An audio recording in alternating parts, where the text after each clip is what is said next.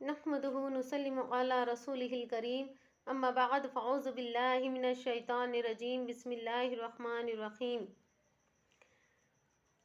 صلی اللہ علیہ یا رسول اللہ وسلم علیہ یا حبیب اللہ ربنا ما خلقتا ھذا باطلا، اے ہمارے رب تو نے یہ تمام عالم بیکار اور نکما نہیں بنایا۔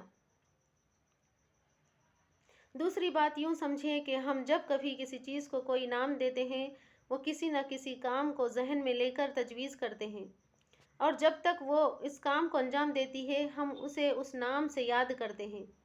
جو ہی وہ اس کام کے قابل نہ رہے، وہ کام دینا چھوڑ دے، ہم وہ نام بھی اس سے چھین لیتے ہیں۔ جب تک کرسی بیٹھنے کا کام دے ہم کہتے ہیں کہ کرسی ہے، زیور پہننے کا قابل ہو کہتے ہیں کہ یہ زیور ہے، مکان میں رہ سکیں تو کہتے ہیں یہ مکان ہے۔ کرسی ٹوٹ جائے، کیل پرزے الگ ہو جائیں، اس قابل نہ رہے کہ اس پر بیٹھ سکیں، اگرچہ سامان سب کچھ موجود ہے، مگر ہم کہتے ہیں کہ کرسی نہیں، کوڑا کرکٹ ہے۔ زیور ٹوٹ پھوٹ جائے، پہننے کے قابل نہ رہے تو ہم کہتے ہیں کہ یہ زیور نہیں، سونا چاندی کے ٹکڑے ہیں۔ مکان گر جائے، تختے، اینٹ، پتھر، لوہا، چونا سب موجود ہے، مگر ہم کہتے ہیں کہ یہ مکان نہیں، کھنڈیر ہے۔ ذرا سوچئے، یہ نام ہم نے پہلے کیوں رکھے تھے اور پھر کیوں ان چیزوں سے چھین لیے؟ فقط اس واسطے کہ نام کام کے سبب دیا جاتا ہے۔ جب تک ان چیزوں نے نام کے قابل کام کیا، انہیں وہ نام دیا، انہوں نے اپنا کام چھوڑا، ہم نے ان سے وہ نام چھینا۔ جب ہر چیز کسی کام کے لیے بنتی اور کام ہی کے سبب نام پاتی ہے تو ہمیں غور کرنا چاہیے کہ اللہ تعالیٰ نے بھی جتنی چیزیں بنائیں سب کسی نہ کسی کام ہی کے لیے بنائیں۔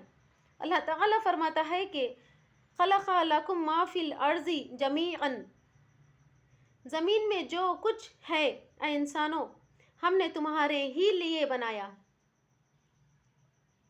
زمین ہمارے لیے فرش بنی، اس میں کھیتی کی گئی، درخت اگے، پھل لگے، پھول کھلے، سب ہمارے ہی کام میں آئے۔ پتھر کھدے، کانے نکلے، سونا چاندی، ہیرے جواہرات پائے، زیور بنائے، آویزیں لٹکائے، نگینے جڑے، الغرض سب کو ہم ہی کام میں لائے۔ قسم قسم کے جانور، اونٹ، ہاتھی، بیل، گائے ہی نہیں، وحشی جانوروں کی کھال، ہڈیاں، دانت اور بال تک ہمارے کام میں آئے۔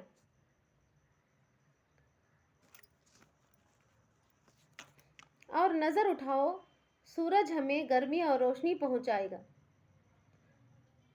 چاند اندھیری راتوں کو روشن بنائے گا، ہمارے غلے اور میووں میں اپنی میٹھی میٹھی روشنی کی کرنوں سے مٹھاس ڈالے گا، انہیں لذیذ بنائیں، ستارے ہمیں روشنی پہنچائیں،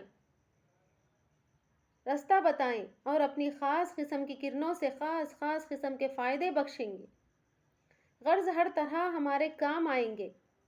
ذرا سوچئے تو صحیح، یہ کیسے ہو سکتا ہے؟ خدا نے ان سب چیزوں کو تو ہمارے کام کے لیے بنایا، مگر ہمیں یوں ہی بیکار اور نکما پیدا فرمایا ہوگا؟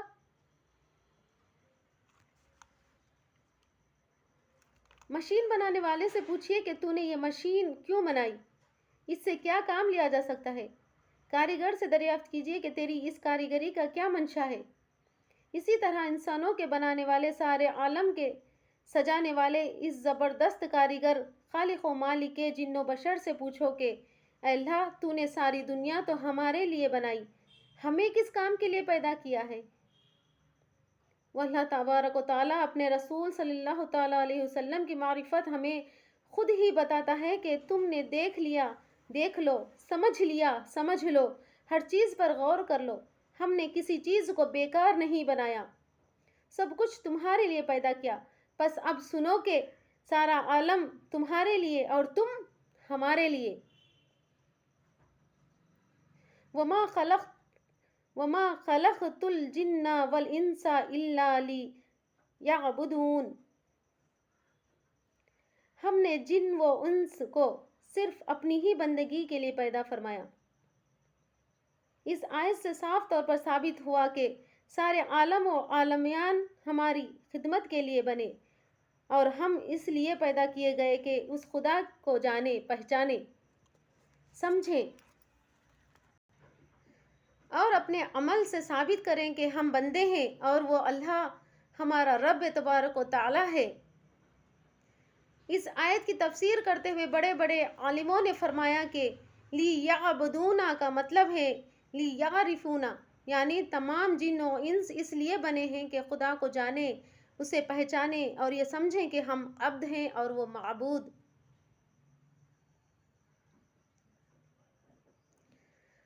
بس اگر ہم خدا کی عبادت کریں، بندگی بجا لائیں، اس کا کہنا مانیں، اس کے حکموں پر سر جھکائیں، اسے جانیں، اسے مانیں، اسے پہچانیں اور حقیقی معنی میں اس کے بندے بن جائیں، تب تو ہم انسان کہے جانے کے مستحق۔ اور اگر ہم اس خدمت میں اپنے آپ کو نہ لگائیں، بندگی کے کام سے جان چرائیں، تو جس طرح ہم ان چیزوں سے جو مقررہ کام انجام دینا چھوڑ دیتی ہیں، ان کا نام چھین لیتے ہیں، اسی طرح خدا کی بندگی نہ کرنے، اس کے حکموں پر نہ چلنے، سر نہ جھکانے اور اس کی عبادت بجا نہ لانے کے جرم میں ہم سے بھی انسان کا نام چھین لیا جاتا ہے۔ ایسے ہی لوگوں کے متعلق قرآن کریم میں اللہ تبارک و تعالیٰ فرماتا ہے اولئک کالانعام بل ہم اضل، یہ لوگ تو چوپائے بلکہ ان سے بھی زیادہ بھٹکنے والے ہیں۔ چوپایا راہ پر لگانے، ڈانٹنے، ڈپٹنے اور زیادہ سے زیادہ مار کھانے سے کسی قدر درست ہو ہی جاتا ہے۔ اپنے مالک کو پہچانتا اور اس کی فرمانبرداری کرتا ہے۔ جو انسانی صورت میں ہوتے ہوئے بھی خدا کی بتائی ہوئی راہ پر نہ لگے، سزا کی دھمکیاں سن کر بھی باز نہ آئے، بلکہ تکلیفوں میں مبتلا ہونے پر بھی نہ سنبھلے، وہ حقیقتاً جانوروں سے بھی بدتر، اس سے بہتر اینٹ اور پتھر